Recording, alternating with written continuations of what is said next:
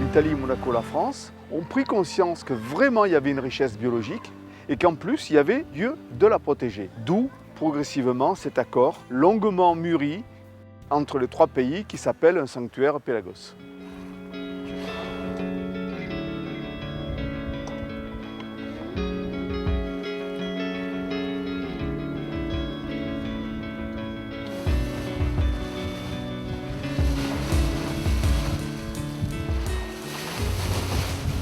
Le courant Ligure va générer des phénomènes de remontée d'eau profonde, riches en sels minéraux, et quand les sels minéraux atteignent la surface, qui sont au soleil et à la chaleur, ça va être la base du développement de la chaîne alimentaire.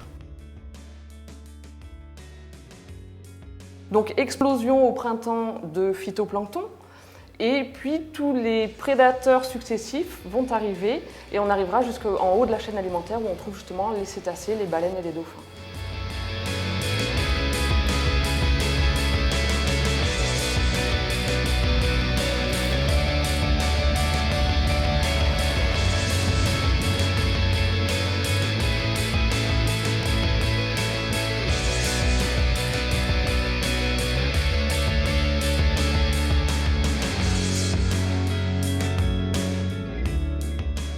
Il y a un trafic intense qui risque justement de poser problème à la fois avec des risques de pollution, avec le bruit de ces navires, notamment par les hélices, et en même temps par les risques de collision. Voilà les risques importants dus au trafic maritime.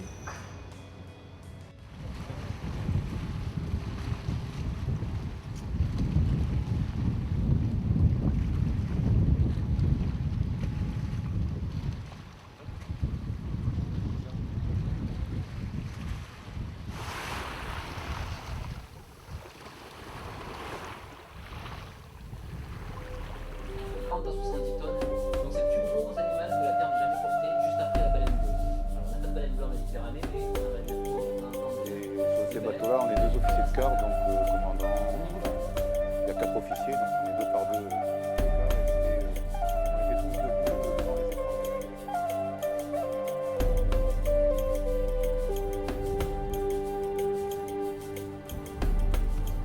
L'intérêt de REP7, c'est de faire connaître aux navigants les positions de baleines qui ont dernièrement été vues sur la route de navigation. À chaque fois qu'un officier détecte une baleine, il appuie sur un bouton du logiciel. Le logiciel transmet par satellite la position de la baleine à un serveur situé à terre. Et ce serveur redistribue cette position à l'ensemble des navires qui sont équipés du système.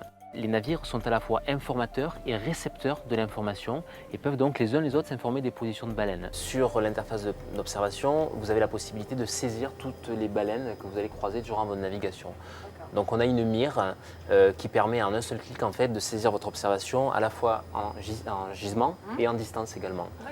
Donc là, imaginons que c'est un cachalot, le nombre d'individus, 2 individus par exemple, vous pouvez imaginer. On a pris conscience de ce sanctuaire, on a pris conscience qu'il y avait des collisions avec les cétacés et du coup on essaye de faire plus attention, on est plus sensible à ça en tout cas.